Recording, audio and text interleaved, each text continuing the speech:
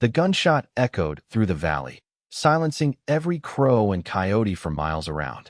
Faith Edwards lowered her father's rifle, her trembling hands betraying the confidence in her eyes as she faced the gathering of men who'd come to claim her family's land.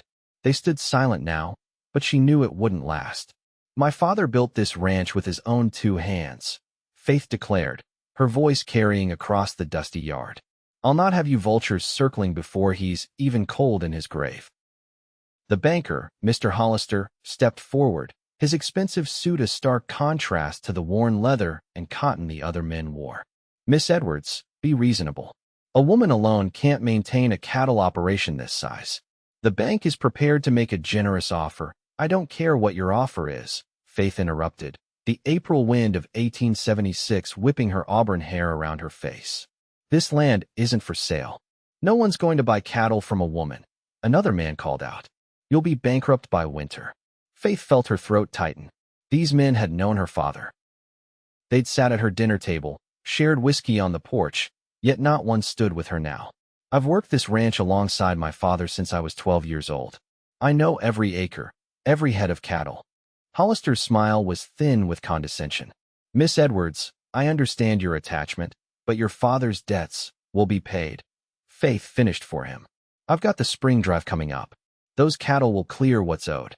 The men exchanged glances, smirks barely concealed. Faith felt her resolve wavering under their collective dismissal. "No one listened when my father warned about the drought last year," she said, her voice catching. "No one listened when he asked for more time on the loan. And now no one's listening to me."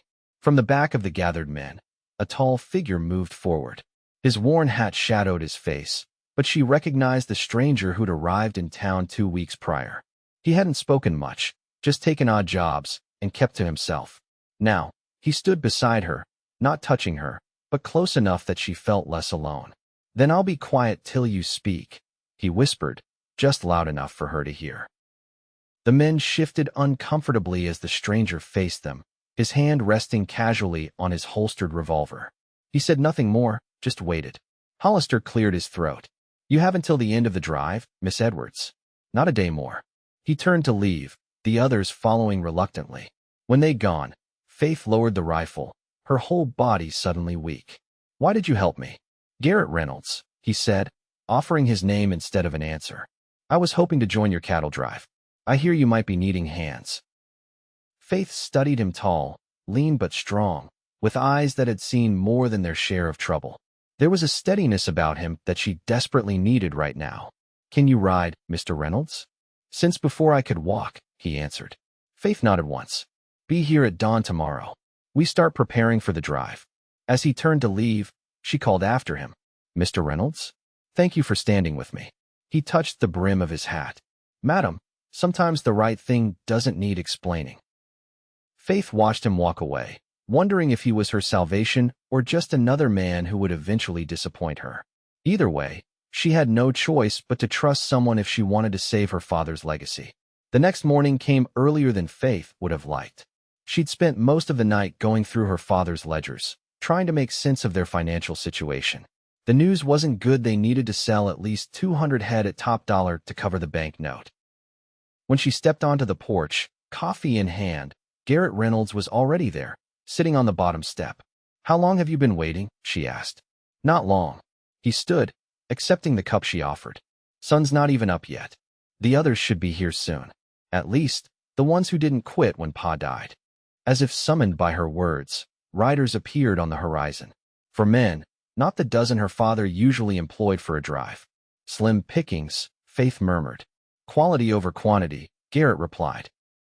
The 4 ranch hands who remained loyal, old Sam who'd been with her father forever, the Martinez brothers who were the best ropers in 3 counties, and young Billy who was green but eager dismounted in the yard. "Miss Faith," Sam greeted her, hat in hand. "We're ready to get them dogies moving." Faith felt a rush of gratitude. "Thank you all for staying. This drive has to succeed, or we lose everything." Sam's weathered face creased with determination. "Your pa was good to us. We ain't about to let his land go to them vultures." For the next 3 days, they worked from dawn until dusk gathering the herd. Faith rode alongside the men, roping, cutting, and driving cattle from the far pastures. She noticed Garrett watching her, not with the doubt the townsman had shown, but with something like respect. On the evening before they were to begin the long drive to Dodge City, Faith found Garrett mending tack by lantern light in the barn. "You're good with the cattle," she said, sitting on a hay bale across from him. "Where did you learn?" "My father had a small spread in Texas," he answered without looking up from his work. "Not big like this, but enough to teach me the trade." "And where is he now?" Garrett's hands stilled momentarily. "Dead. War took him, like it took so many." Faith nodded, understanding all too well the hole that loss could leave. "My mother died when I was young. It was just me and Pa until last month. Influenza." The word hung between them, inadequate to describe the devastation that had swept through their community. "I'm sorry," Garrett said simply. "Everyone's sorry," Faith replied, a hint of bitterness creeping into her voice. "But sorry doesn't stop the bank from calling in loans or cattle from needing to be driven." "No, it doesn't," he agreed, finally looking up at her. In the golden lantern light, she could see the green of his eyes, steady and clear. "But having a purpose helps with grief. Gives you something to wake up for. Is that what you found? A purpose?" A shadow crossed his face. "Still looking, I suppose." Faith stood, suddenly aware of how intimate the conversation had become. "We leave at first light." "The herd's ready." Garrett nodded. "I'll be ready too." As she walked back to the house, Faith couldn't help but wonder about the mysteries Garrett Reynolds carried with him. There was more to his story than a dead father and cattle experience. But right now, she needed his skills more than she needed his secrets. The cattle drive began in earnest the next morning. 250 head of cattle snorted and lowed as they were pushed from the home pasture onto the trail.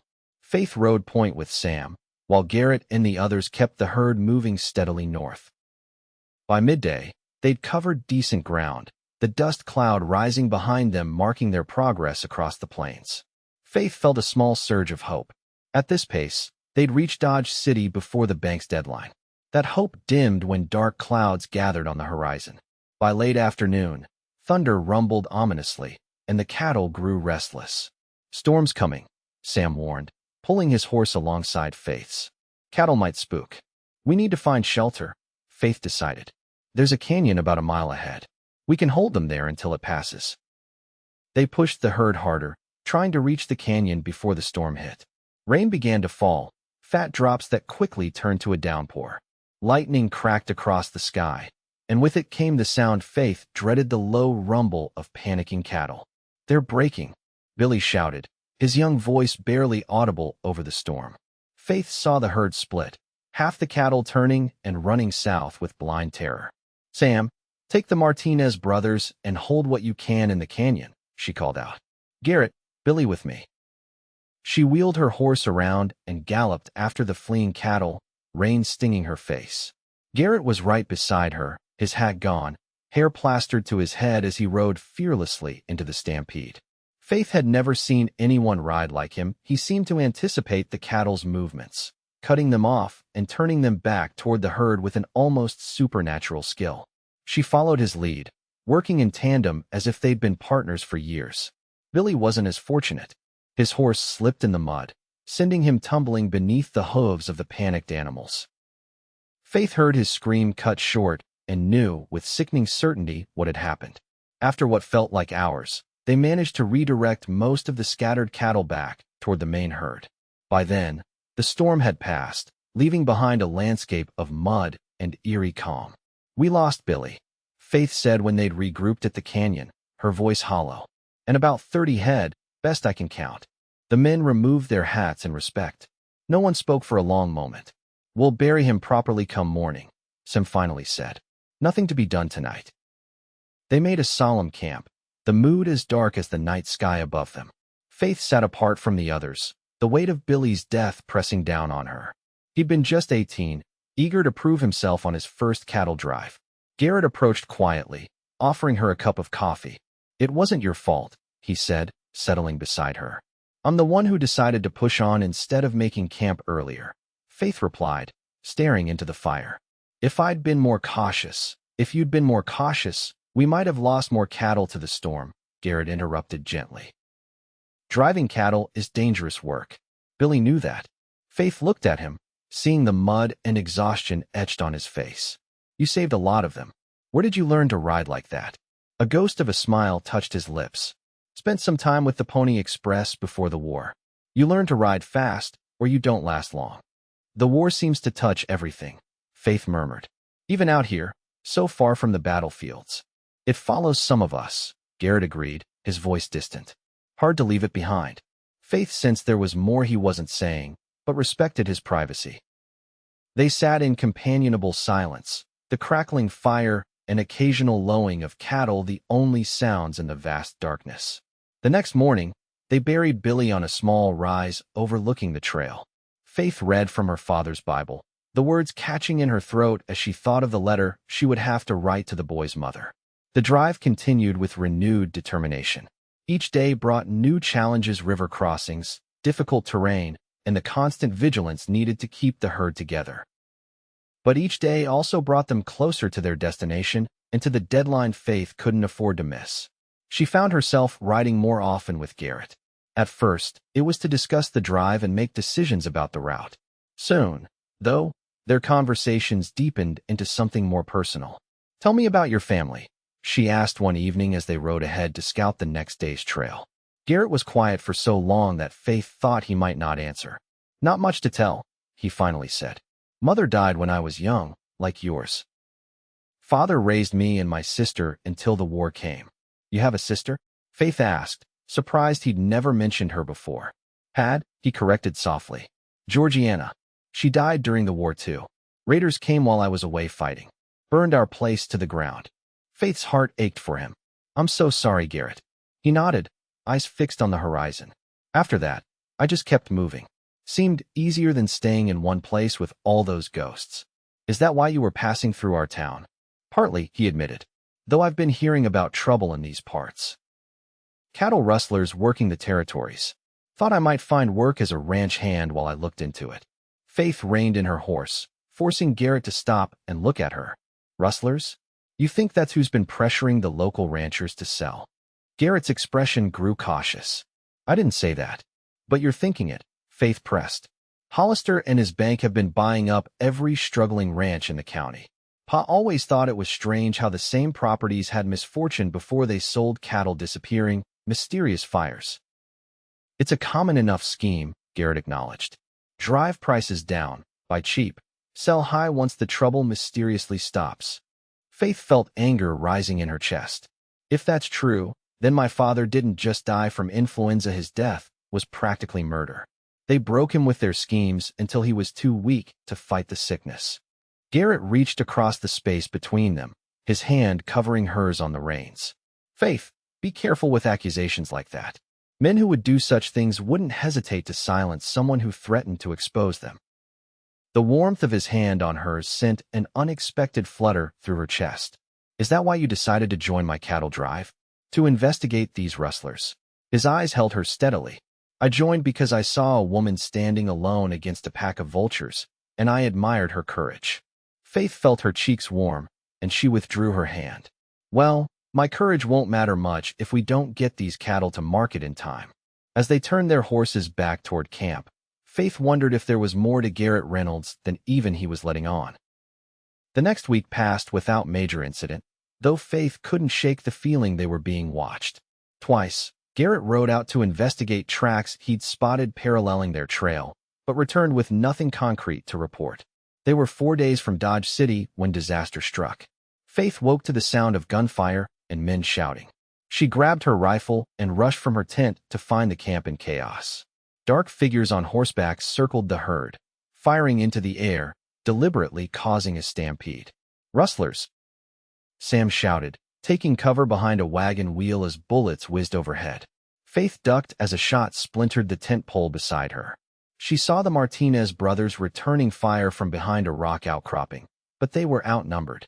"Where's Garrett?" she called to Sam. The old man shook his head. "Haven't seen him since the shooting started." Faith's stomach dropped. Had Garrett been shot? Or worse, had he been in league with the rustlers all along? She pushed the thought aside, focusing on the immediate danger. The cattle were scattering in all directions, their panicked movement creating a dust cloud that made it hard to see the attackers. Faith fired at a shadowy figure that rode too close to the camp, satisfaction coursing through her when she heard a cry of pain. But the victory was short-lived as she realized the extent of their situation. The rustlers weren't just stealing cattle, they were destroying the entire herd, sending them running over cliffs and into ravines. They're trying to make sure we have nothing left to sell, Faith realized with horror. A rider broke through the dust, heading straight for her. Faith raised her rifle, but before she could fire, the man toppled from his saddle, a dark hole appearing in his chest. Garrett materialized from the darkness, revolver still smoking in his hand. "Get to the horses," he ordered, pulling her to her feet. "We need to save what we can of the herd." "I thought you'd abandoned us," Faith admitted as they ran toward the corral. Garrett's expression hardened. "I was scouting the perimeter when I saw them coming. Tried to circle back and warn you, but they were too quick." They mounted quickly and rode into the chaos, Garrett leading the way with a confidence that spoke of experience beyond that of a simple cattleman. Faith followed, determined to salvage whatever remained of her father's herd and her future. The fighting lasted until dawn, by which time the rustlers had either fled or been shot. Of the men who'd attacked them, 3 lay dead in the dust.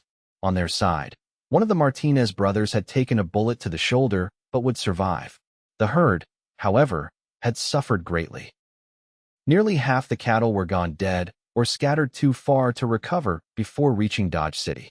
"It's not enough," Faith said numbly, surveying what remained as the sun rose over the plains. "We can't pay the bank with what's left." Garrett, his face streaked with soot and blood from a cut above his eye, stood beside her. "We're not finished yet," he said with quiet determination. "Those rustlers had a camp nearby.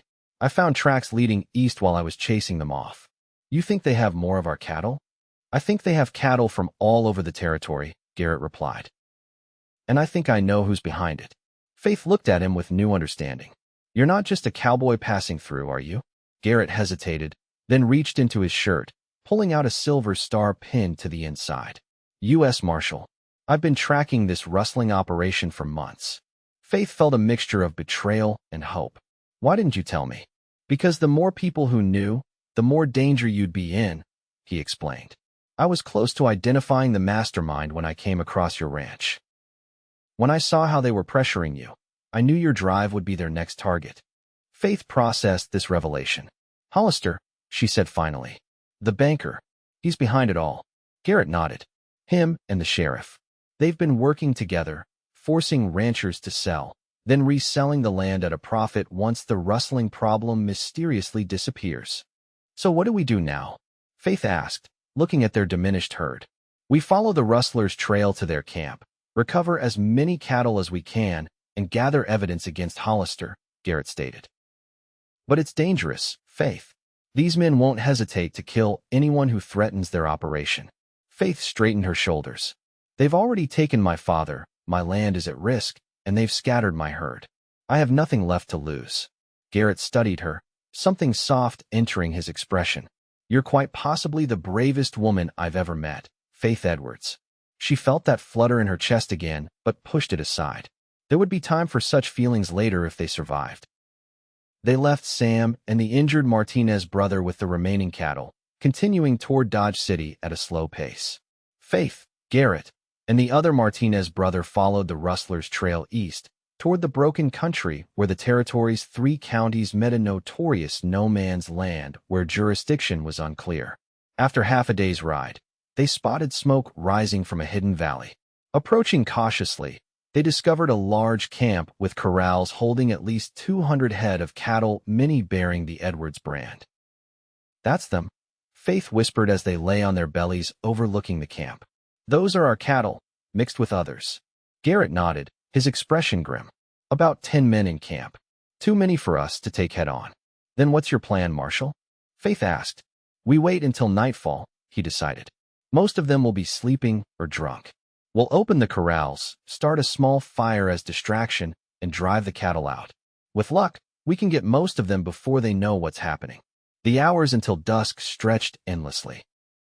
Faith and Garrett lay side by side in the brush, watching the camp and planning their approach.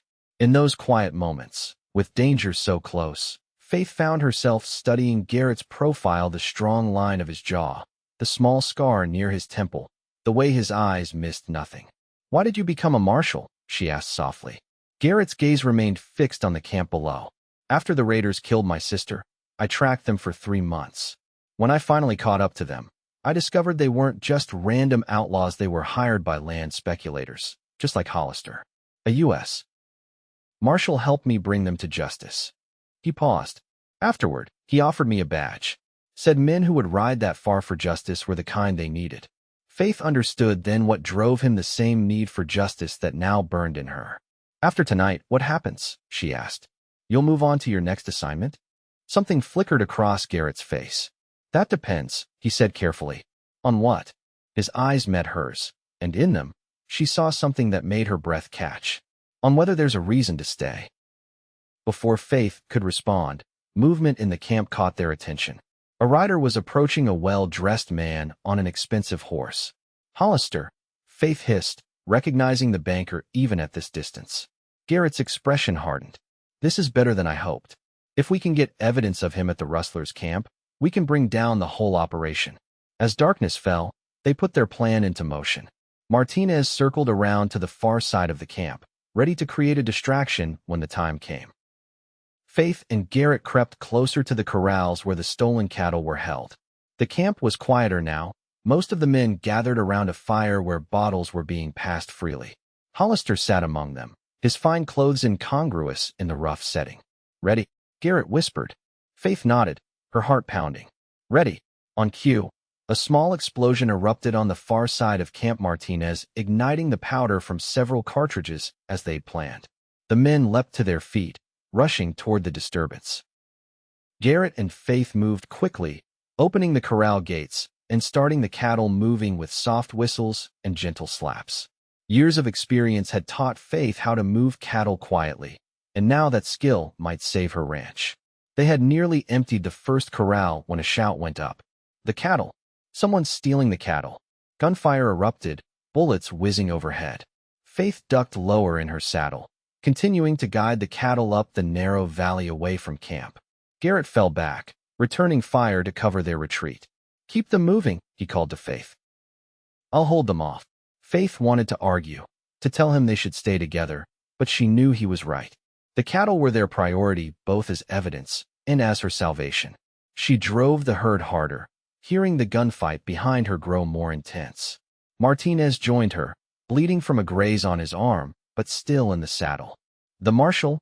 he asked between breaths. Faith shook her head, unwilling to voice her fears. "He's buying us time." They pushed the cattle through the night, heading toward the main trail where Sam and the remaining herd would be waiting. Faith kept glancing back, hoping to see Garrett following, but the darkness remained empty. By dawn, they joined up with the main drive, nearly doubling their numbers with the recovered cattle. Faith sent Martinez ahead to Dodge City to alert the federal authorities stationed there, while she and Sam continued with the herd. "The Marshal?" Sam asked when they'd settled the combined herds. Faith swallowed hard. "He stayed behind to hold off the rustlers." Sam's weathered face showed understanding. "That man had feelings for you, Miss Faith. Any fool could see it." "And I never told him," Faith started, then stopped as emotion threatened to overwhelm her. "We need to keep moving. Get these cattle to market before Hollister can stop us."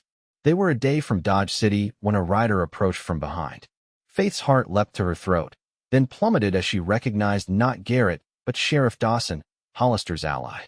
"Miss Edwards," the sheriff called, riding up with 2 deputies flanking him. "I'm afraid I need to impound these cattle. We've had reports of rustling, and some of these animals are carrying suspicious brands." Faith felt cold rage replace her grief. "These are my cattle, Sheriff. And any other brands you see belong to cattle that were stolen from me and other ranchers by the very men you're protecting." The sheriff's friendly facade hardened. "That's a serious accusation, miss. One that could land you in a cell." He nodded to his deputies. "Take her in for questioning. We'll hold the cattle as evidence." As one of the deputies moved toward her, a shot rang out. The man's hat flew from his head, and he reined his horse back in surprise. "The next one won't be so considerate," came a familiar voice. Faith turned to see Garrett riding toward them, his rifle raised.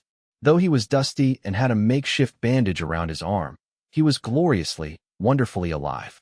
Reynolds, the sheriff growled. Should have known you'd be mixed up in this. Garrett pulled his horse alongside Faith's, his eyes never leaving the sheriff.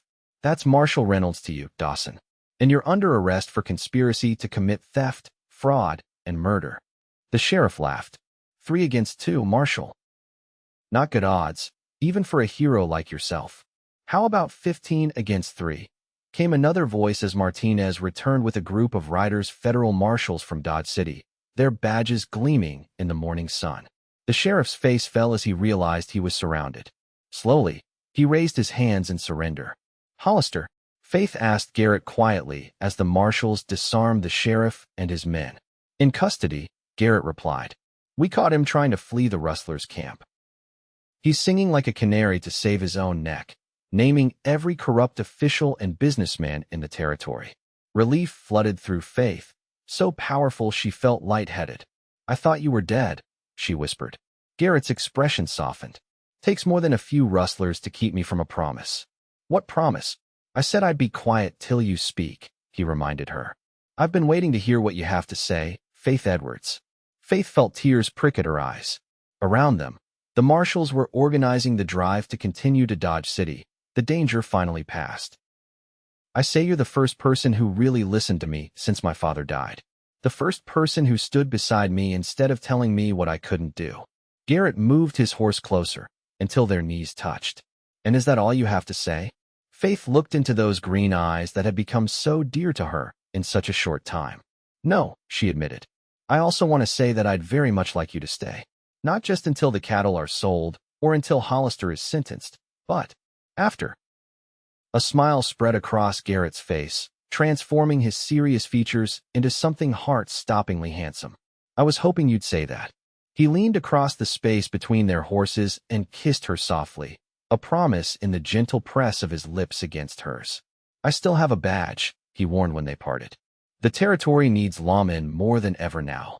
And I have a ranch to rebuild, Faith replied. But I think we might find a way to make it work. Garrett took her hand, his calloused fingers intertwining with hers. I do believe we will, Miss Edwards. I do believe we will. 2 weeks later, Faith stood on the porch of her ranch house, watching the sunset paint the plains in gold and crimson. The cattle had sold at top dollar in Dodge City, more than enough to pay off the bank note and leave a comfortable margin for improvements. Hollister, the sheriff, and their associates were awaiting trial, their scheme exposed and dismantled. Several other ranchers had recovered stolen cattle, and the territory was slowly healing from the corruption that had plagued it. Arms encircled her waist from behind, and Faith leaned back against Garrett's solid chest. Beautiful evening, he murmured against her hair. It is, she agreed, covering his hands with hers. On her finger gleamed a simple gold band, a hasty purchase in Dodge City before they'd returned to the ranch. I've been thinking, Garrett said, turning her to face him. This place is too big for just the two of us to manage. Faith raised an eyebrow. Are you suggesting we sell after all I went through to keep it? He chuckled. Not at all. I was thinking more along the lines of filling it up. Children running in the yard, learning to ride and rope. Warmth spread through Faith at the image. That sounds wonderful. Though perhaps we should start with just one and see how we manage. Garrett's smile was tender as he placed a hand against her stomach. About that, he said softly. I think we might have already begun. Faith's eyes widened. You think? He nodded, his expression a mixture of joy and wonder. You've been tired, a bit pale in the mornings. My mother was a midwife before she died. I recognized the signs.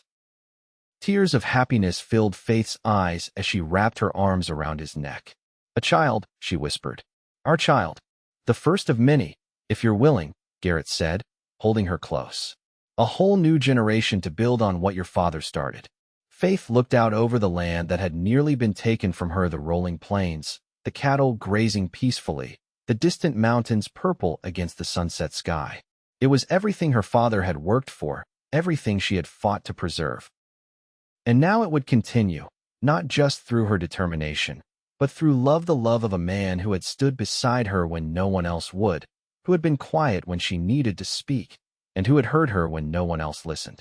I love you, Garrett Reynolds, Faith said, the words coming easily now.